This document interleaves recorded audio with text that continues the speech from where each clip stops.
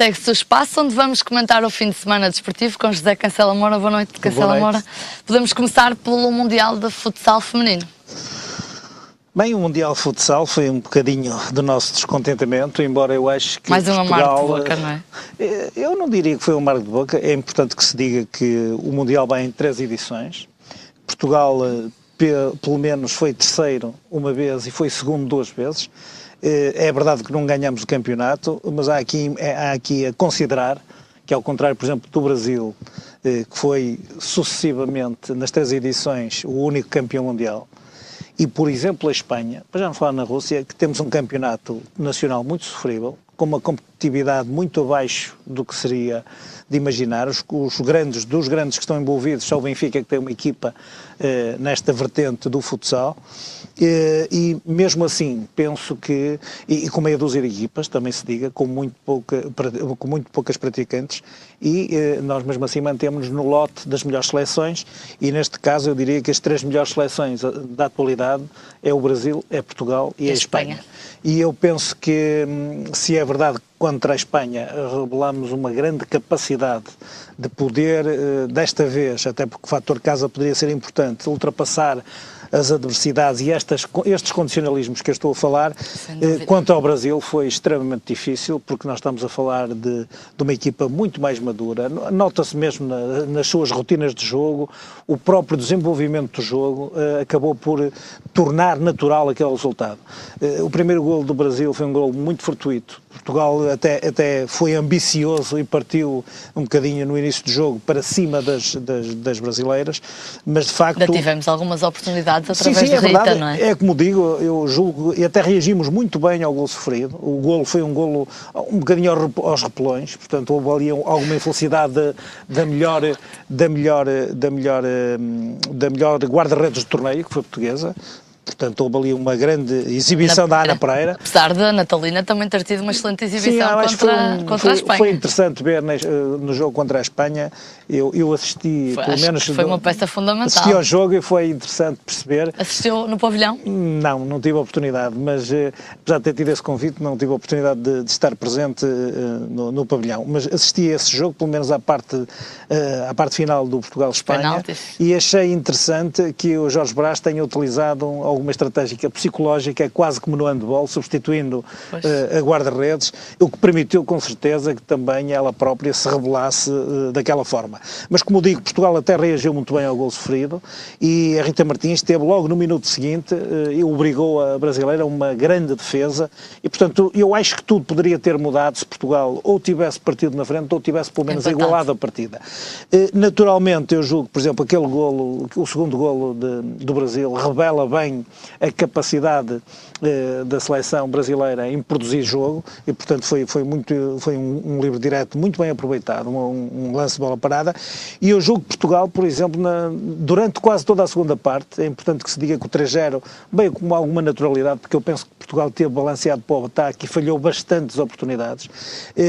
Portugal acabou por sofrer, portanto, a 5 minutos do fim, o terceiro golo, penso que até naturalmente, e até julgo que o número do marcador é exagerado para aquilo que efetivamente possa ter sido o que se passou em campo. Portanto, eu julgo que aqui o que é importante realçar é no fundo o percurso que a seleção tem feito. Tem vindo em crescendo, não é? Tem vindo em crescendo e penso que este campeonato mundial terá projetado a própria modalidade e esta vertente feminina para que em Portugal se consiga fazer melhor. E, portanto, eu julgo que esta questão não foi alheia ao Jorge Brás, que eu julgo que fez declarações interessantes. Diz que ainda há margem para progredir. Exatamente, e eu julgo que, por exemplo, este acumulado de funções da própria seleção nacional masculina e em vários escalões, mas esta acumulação de uma seleção masculina com a feminina, eu diria que acaba por dignificar e tornar a um nível um bocadinho mais superior, portanto dar maior responsabilidade à própria equipa e permitir-se que se pensa de forma séria na equipa, no feminino, para igual, não é? E de igual para igual, com os objetivos que foram eventualmente traçados. E, portanto, o Jorge Brás o que disse é que, de facto, admite existiram alguns erros, sobretudo na final, e de facto os erros que Portugal cometeu em termos defensivos numa final pagam-se caro, porque normalmente é isto que acontece. Portugal já sabe que nas modalidades onde às vezes consegue fazer melhor, isto é normal acontecer. Julgo que a própria inexperiência e a falta de competição internacional das jogadoras pode ter refletido, até pelo cansaço. Nós estamos a falar de um torneio que era dia sim, dia não, com jogos, mesmo os quartos de final e as meias finais. Tudo isto acabou por ser um torneio muito concentrado e isto também pode ter influenciado minimamente no rendimento das jogadoras, mas é importante, em vez de procurarmos justificações por não termos chegado à vitória, realçar estes factos positivos que o próprio treinador eventualmente evidenciou. É aqui importante dizer-se que, por exemplo, no 5 ideal que foi eleito neste Mundial, para além da guarda-redes Ana Pereira, há mais uma jogadora portuguesa, que é a Ana Azevedo, que juntamente com duas brasileiras e uma espanhola formam o 5 inicial. Isto significa que efetivamente a Federação Portuguesa, julgo que esteve muito bem, a Federação Portuguesa de Futebol, e que acabou no fundo por tratar isto de forma, ou tratar este torneio de uma forma séria, e eu julgo que ver o pavilhão como ele estava, para uma modalidade e uma vertente desportiva, onde muitas vezes estão meia dúzia de pessoas numa bancada, acho que foi muito importante para o trabalho desenvolvido, sobretudo por estas jogadoras, que eu acho que deram muito boa conta de si dentro do campo. Sem dúvida, Cancelo. Acho que também para o crescimento da modalidade de futsal muito tem contribuído as transmissões em direto dos jogos da Primeira Divisão Nacional de Masculina. Já penso que há 3 épocas para cá. Acho que isso também é fundamental. É verdade. Eu julgo que acho que a propaganda da modalidade tem sido interessante, sobretudo porque, por exemplo, está a dar no canal público.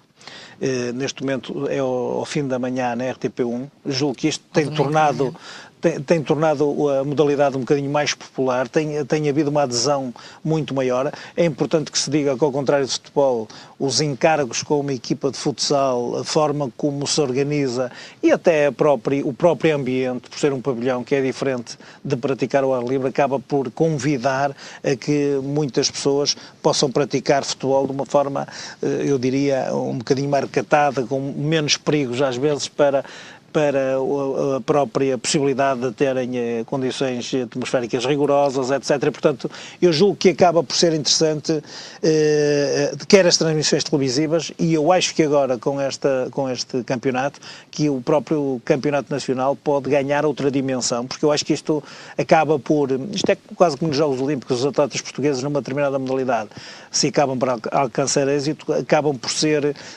referências de uma modalidade e poderem eles próprios constituir alguma projeção para aquilo que possa ser essa modalidade no futuro. Sem dúvida, Cancelo Moura, quem também é uma referência, mas no atletismo, é Dulce Félix, que conquistou ontem a medalha de prata no Europeu de Corta-Mato em Budapeste. Aquilo que nós dissemos, é curioso, mas é uma coincidência, mas aquilo que nós dissemos para esta seleção feminina, poderíamos dizer para a Dulce Félix, porque a Dulce Félix acaba por ter, nestes últimos 3 anos, uma regularidade impressionante e acaba, até com uma idade relativamente avançada, a colocar-se ao nível das melhores atletas que Portugal teve, que eu penso que ela ainda, apesar da idade que tem uma margem de progressão interessante. Por exemplo, no Campeonato da Europa deste ano ela foi segunda, mas repetiu o lugar do ano passado, tinha sido terceira em 2010.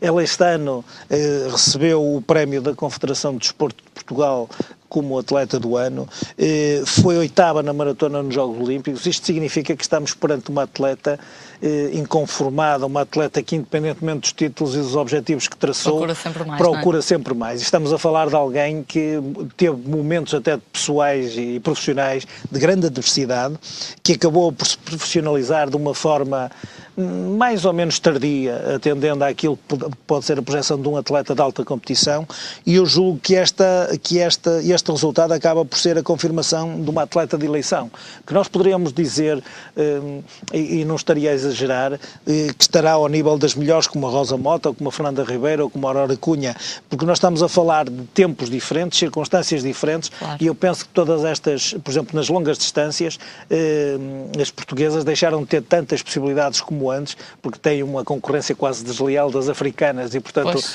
nos campeonatos europeus nós damos contexto é muito melhor diferente hoje conta em de si, o contexto é completamente diferente, mas eu penso que, por exemplo, ao nível da distância da maratona, que ela experimentou pela primeira vez nos Jogos Olímpicos, eu penso que pode ser uma atleta que, do ponto de vista pessoal, pode, de facto, ainda fazer meia dúzia de anos muito interessantes para o atletismo português. E este resultado acaba por ser uma confirmação, quer dizer, acaba por ser uma tendência natural por alguém fazer uma carreira em crescendo, como tem acontecido com o Lúcio Félix. Aliás, eu queria dar só aqui uma palavra, porque eu acho que toda a equipa portuguesa, embora os valores, o valor maior a seguir a este fosse a Sara Moreira, acabou por estar numa posição um bocadinho mais modesta, foi a 12ª posição. Apesar de ter andado no início da prova no grupo da frente. Eu ia exatamente dizer isso. Penso que não conseguiu acompanhar o ritmo mais pesado que tomou o rumo da corrida a partir sobretudo da metade da corrida,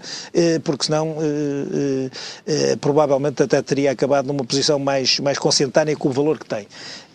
Outra nota é para dizer que a única coisa que eu acho que é de relevar é o de Félix, ficou a 2 segundos da vencedora, que por acaso foi também uma revelação, porque foi a primeira vez que uma mulher conseguiu 2 títulos consecutivos, mas independentemente desta curiosidade, é importante que se diga que a prova foi disputada em Budapeste sob condições atmosféricas rigorosíssimas. Neve, não é? Aliás, até dava uma certa impressão ver as atletas em calções com neve a cair intensamente e, portanto, segundo as afirmações da própria, ela estava feliz pelo resultado, por ser a primeira vez que estava nestas circunstâncias.